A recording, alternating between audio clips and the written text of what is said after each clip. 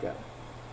Hi, we are Team 24, Felonious Brew Crew. I'm Carl Larson. From the city of Norfolk is Rebecca Frazier, Heather Landis, Isaac Montalban, and Paris Murray. Today, we want to talk to you about graduation rate in COVID-19.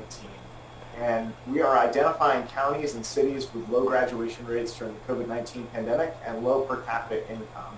We're proposing solutions for assistance in education promotion and job creation. What's the problem? So the problem is that all counties and cities in Virginia are hoping to recover from the economic impacts of the COVID-19 pandemic.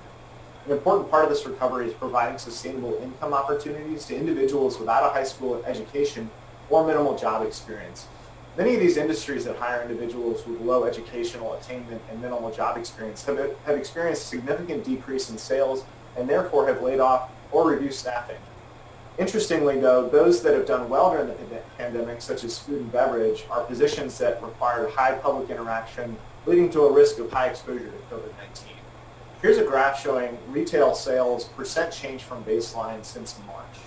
So as you can see, electronics and appliance stores hit a negative 58% change from baseline during the pandemic in April 20. Gas stations had a negative 34%. Clothing stores had a negative 75%.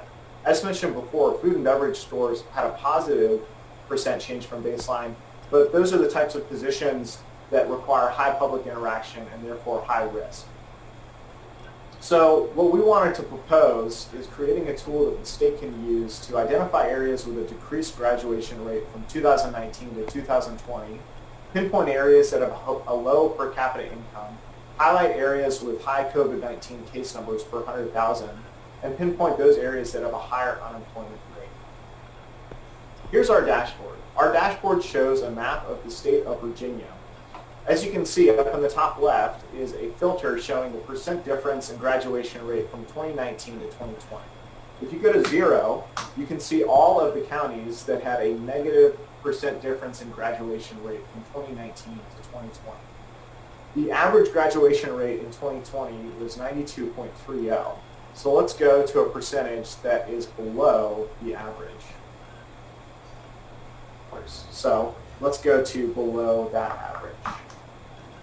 Here are those counties. As you can see, COVID cases per 100,000, followed by Emporia, Sussex, and Accomack. Many of these counties and cities are in the south or southwest of Virginia and actually have interstates running through them. This can provide some opportunities for warehouse and package delivery positions. Many of these positions do not require a high school education and actually provide good benefits, such as Amazon providing good medical insurance. So what's the value proposition here? The state can identify counties and cities that have lower rates of graduation or have a decreased graduation rate in the past year. This can help with targeted school system intervention and assistance for finding out why students aren't graduating and how the state can help those localities during the COVID-19 pandemic. The state can also assist in providing business development and funding to create job opportunities that do not require a high school diploma or secondary education. Some of these job opportunities could actually be positions that don't require high public interaction and therefore not a high risk for COVID-19. And then lastly, many of these counties and cities were college towns. If businesses are struggling to fill positions or retain revenue due to a lack of college students, there could be opportunities for the local community to fill a staffing need and partner with the college to assist individuals who did not complete their high school education.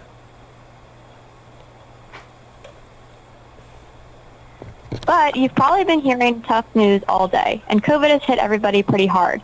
So we wanted to end by giving you a little bit of good news. So the bright side of COVID has a lot of downsides, but it's been really helpful for Virginia's pet community.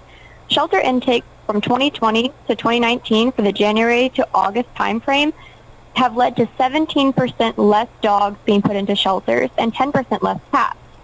Euthanization and death in shelters between 2020 and 2019 for the January to August timeframe has also decreased. 39% less dogs have been put down during this timeframe and 45% less cats. So even though COVID has done a lot to hurt a lot of people, it has been great for our pet community, and we wanted to end with a good note like that.